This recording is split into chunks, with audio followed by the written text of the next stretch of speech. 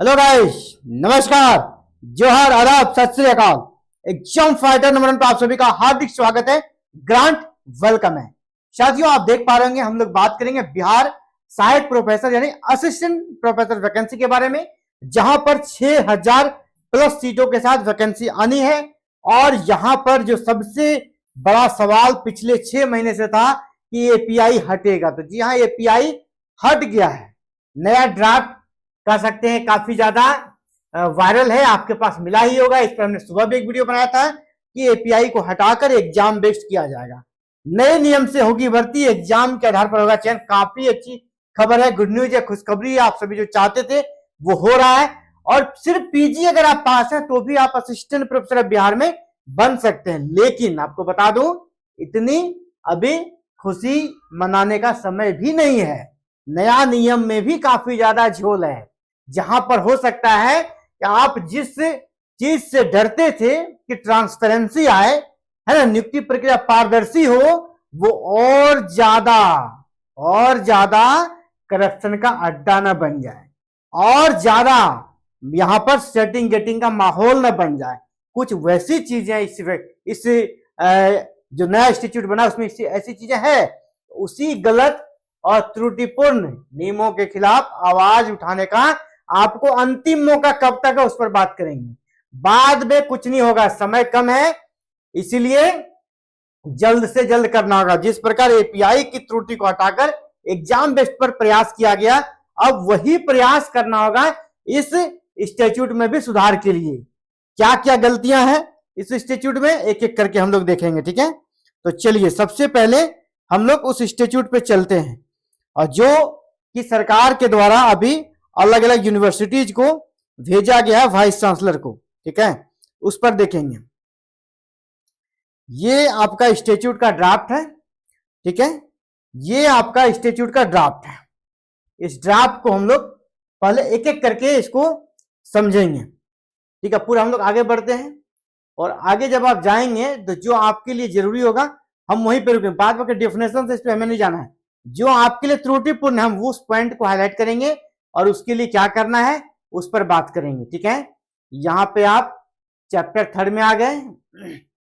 Chapter 3 यहां पे आपके लिए, हाँ, इसेंशियल क्वालिफिकेशन, यहां से हम लोग आते हैं।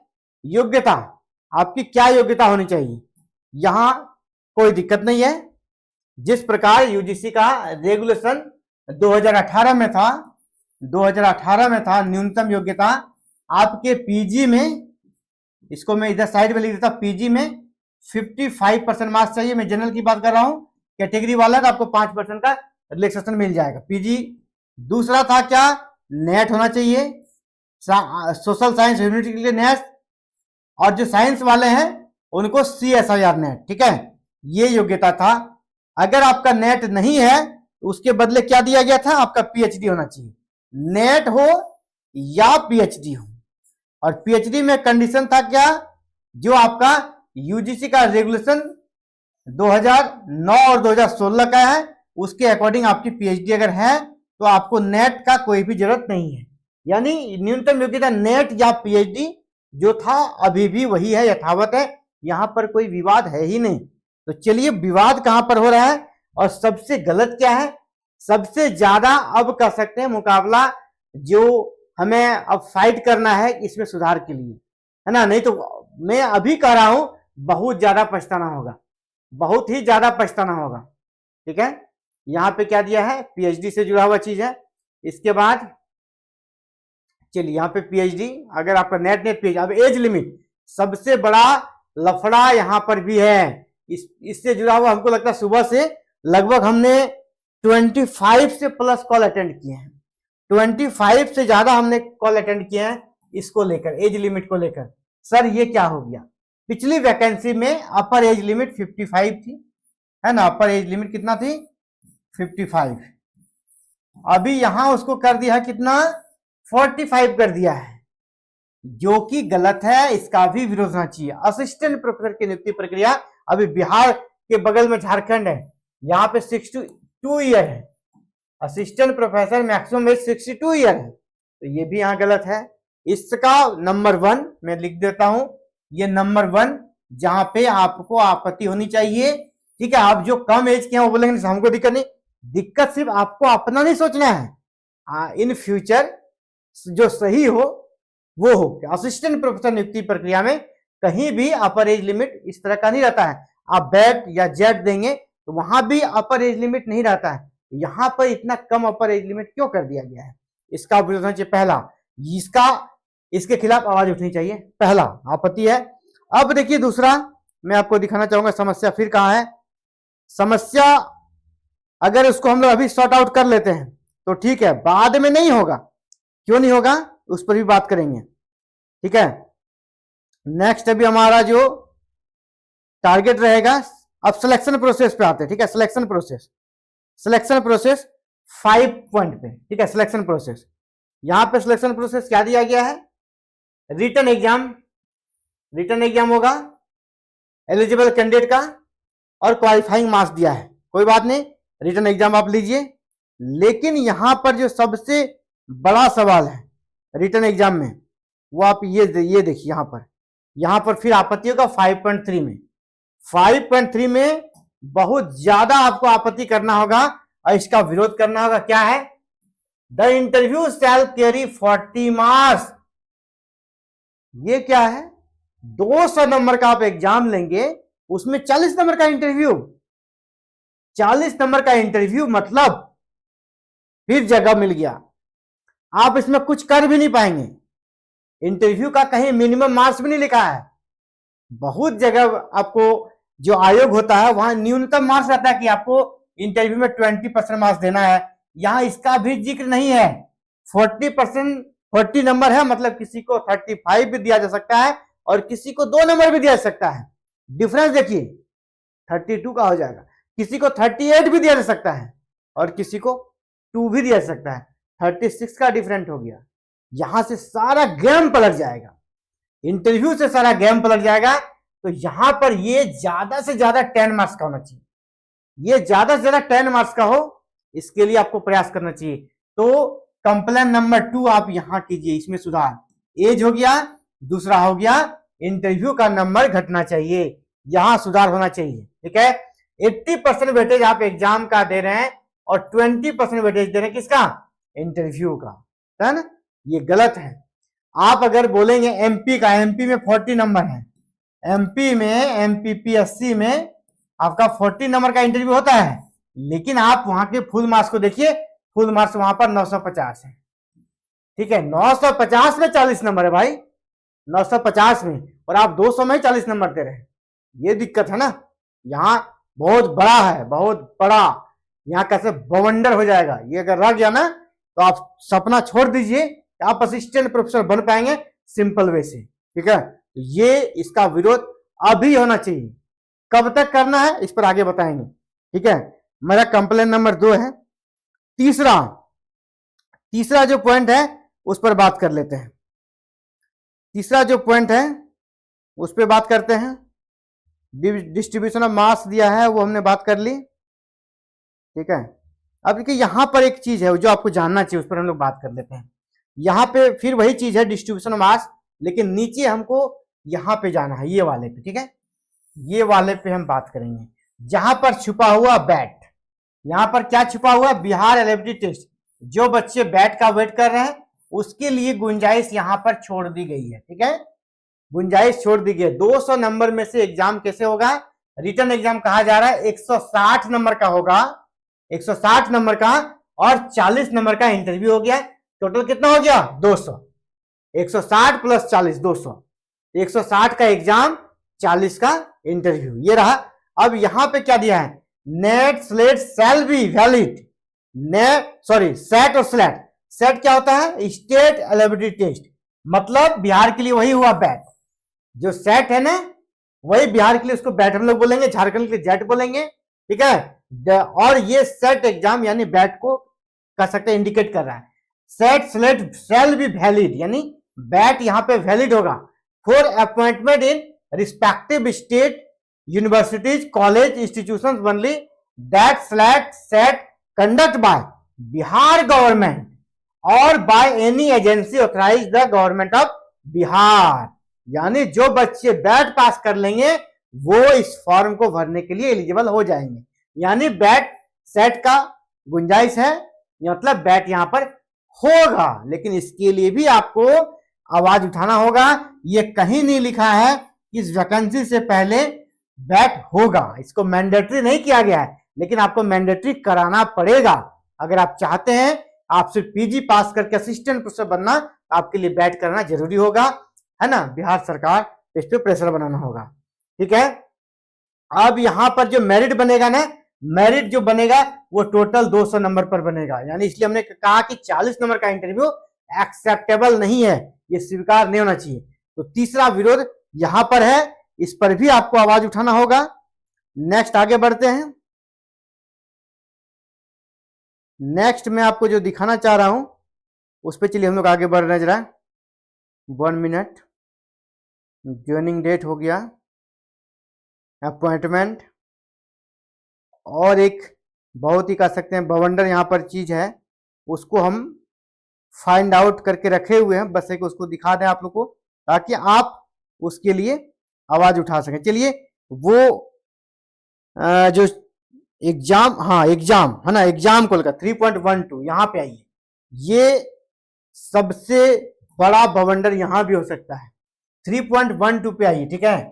आप सभी के अंदर अभी भी दुविधा है, एग्जाम ऑब्जेक्टिव होगा कि सब्जेक्टिव होगा, तो भाई यहां देख लो, the written examination will be of descriptive type, है ना, and the model question paper be prepared by the commissions, ठीक है, describing the nature and number of question to be asked and notified before the advertisement. यानी कितना प्रश्न आएगा, कितना number का कौन सा प्रश्न पूछा जाएगा, इसके लिए अलग से एडवर्टाइज किया जाएगा बीएसयूएससी के द्वारा। लेकिन डिस्क्रिप्टिव एग्जाम इसका पूरी तरह से विरोध होना चाहिए। ये हमारा 4 नंबर पे है, ये बिल्कुल एक्सेप्टेबल नहीं है। जो नेट पास करके आएगा, एग्जाम तो देकर आ रहा है, जेआरएफ क्रैक करके आ रहा है, एग्जाम देकर आ रहा है, फिर नेट जेआरएफ का क्या मतलब कि आप उसको डिस्क्रिप्टिव एग्जाम दिलाइएगा, ऑब्जेक्टिव दिलाइए, ट्रांसपेरेंसी रहेगी। ट्रांसपेरेंसी के लिए ना आप एग्जाम कर रहे हैं। डिस्क्रिप्टिव में अगर हमको कोई कॉपी मिलता है, ठीक है, हमको कोई कॉपी मिला एक क्वेश्चन का, हमने उसको अगर 10 नंबर का है, अगर वो 10 नंबर का फुल मार्क्स का है, जब हम उसको पढ़ें हम इसको हो सकता है 6 नंबर दें। सेम क्वेश्चन कोई दूसरा एग्जामिनर पढ़ा, सेम आंसर, हो सकता है वो उसको 7 नंबर दे। सेम क्वेश्चन अगर तीसरे पढ़े, हो सकता है उसको 5 नंबर दे। तो ये हमारा जो है ना, जो एग्जामिनर है उस पर यहां पर डिपेंड हो जाना पड़ेगा, है ना। वहां पे आपके पास कुछ स्कोप नहीं बचेगा अपना, कि पूरा दावा नहीं बचेगा हमारा नंबर कैसे कम हो गया, उसे लगा अच्छा नहीं है कट गया। डिस्क्रिप्टिव में ये होता है, तो डिस्क्रिप्टिव का विरोध होना चाहिए। नहीं तो एक तो इंटरव्यू में 40 नंबर है, एक तो इंटरव्यू में आप 40 नंबर, वहां उसका कोई अता पता नहीं है कहां से होगा। दूसरा एग्जाम का भी कोई मतलब नहीं रहेगा, एग्जाम में मनचाहा मार्क्स आपको दिया जाएगा। यहाँ पर बिहार स्टेट आप जानते हैं, पेपर लीक है ना, बहुत सारा समस्या होते रहता है, बीपीएससी तक का पेपर लीक हो जाता है। तो यहाँ पर आपको इसका पुरजोर तरीके से विरोध करना होगा। यहाँ एमसीक्यू बेस्ड होना चाहिए, ठीक है। डिस्क्रिप्टिव की जगह क्या होगा, एमसीक्यू बेस्ड एग्जाम होगा। इसके खिलाफ एक नया रणनीति के साथ फिर से प्रयास आपको सभी को हमारे साथ मिलकर करना होगा। हम लोग मिलकर प्रयास करेंगे कि ये एमसीक्यू बेस्ड हो जाए। ये सबसे कह सकते हैं भारी मिस्टेक्स है और बहुत बड़ा कसे त्रुटि है इस नई नियुक्ति प्रक्रिया को लेकर। अब चलिए उस लेटेस्ट पे बात करते हैं, जिसके लिए कि अब ये आखिर आपको करना कब है, ये आपको करना कब तक है, अब बात उस पर करेंगे, ठीक है। ये आपको करना कब तक है, क्योंकि आपके पास समय हमने कहा कम है, समय आपके पास कम है, इसीलिए जल्द ही इसके खिलाफ आपको आवाज उठाना होगा। ये देखिए एक लेटर देखिए आप, ये लेटर है गवर्नमेंट सेक्रेटरीट का। ये लेटर देखिए क्या है, यहां पर गवर्नर सेक्रेटरीट, और ये 2 नवंबर 2026 का लेटर है। Doctor Robert L Chongthu IAS, principal secretary of the governor, उसने लिखा है किसको, to the vice chancellor all the universities of Bihar regarding opinion suggestions on the draft statute for the appointment of assistant professor in the University of Bihar। यानी बिहार की university में जो assistant professor की नियुक्ति होगी, वहां पर चयन प्रक्रिया में जो बदलाव किया जा रहा है उस पर इन लोगों से सुझाव मांगा गया है। ठीक है, सुझाव मांगा गया है और ये अभी सुझाव दे रहे हैं। आपका जो स्टैट्यूट है ना, अभी इसका मतलब फाइनल नहीं है। जिस स्टैट्यूट का आप ड्राफ्ट देख रहे हैं वो बस अभी ड्राफ्ट है। विरोध कब करना है? इसी ड्राफ्ट के समय। आपका प्रोटेस्ट अभी होना चाहिए, ना कि इसके नियम बनने के बाद। नियम बनने के बाद फिर चेंज करना मुश्किल हो जाएगा। विरोध के लिए अभी जो प्रेजेंट टाइम है ना, यही बेस्ट है। आप जितना जल्दी इसको कर सके, इन सभी चीजों को जो हमने 4 त्रुटियां बताई, इनके खिलाफ उठने के लिए आपको अभी ही जागना होगा। यहाँ पे साफ साफ कहा जा रहा है ना, 2 तारीख को ये लेटर्स है और यहाँ कहा गया है with in 10 days of its receive. जब जिस यूनिवर्सिटी को मिलेगा उसको 10 दिन के अंदर जवाब देना है। यानी 2 तारीख का लेटर है, हो सकता है यूनिवर्सिटी को जाते जाते मान लीजिए 2 दिन का मानते हैं, अब ये हम इसको 5 मान ली मैक्सिमम, ठीक है, 5, 3, 26 तक हर एक यूनिवर्सिटी को मिल गया। यहां से आप 10 दिन जोड़िए यानी 15। आपके पास समय कब है? 15, 3, 26। इसी बीच में आपको अच्छे से सोशल मीडिया के माध्यम से या फिर रोड पर आकर या फिर ज्ञापन देकर ये विरोध करना चाहिए और सरकार को इस ओर ध्यान आकर्षित करना चाहिए। नहीं तो अगर ये स्टैट्यूट हो गया ना, तो 2-3 जगह हमने जो बताया आपको, पहला एज को लेकर, दूसरा सब्जेक्टिव एग्जाम को लेकर ऑब्जेक्टिव किया जाए, इंटरव्यू का जो नंबर दिया गया है वो, और हमने बैट के लिए आपको कहा कि जो वहां पर हिडन तरीके से लिखा गया है वो स्पष्ट तरीके से करे कि बैट मैंडेटरी होगा, बैट का आयोजन होगा। जिस प्रकार झारखंड में क्या कहा जा रहा है कि जेट का एग्जाम होगा तब हम वैकेंसी लाएंगे, उसी प्रकार से स्टैट्यूट में लिखा होना चाहिए हम लोग बैट का एग्जाम लेंगे तब वैकेंसी लाएंगे। क्योंकि एग्जाम बेस्ड कर रहे हैं तो बैट आपको लेना चाहिए। हर एक स्टेट लेती है अपने सेट एग्जाम, तो बिहार को भी लेना चाहिए। बाकी आप इस सुधार पे क्या सोचते हैं, अपने सुझाव जरूर रखिएगा। और हाँ, जो बच्चे बैट चाहते हैं या फिर इन नियमों में सुधार चाहते हैं, उन सबके लिए एक प्लेटफॉर्म हमने बनाया है।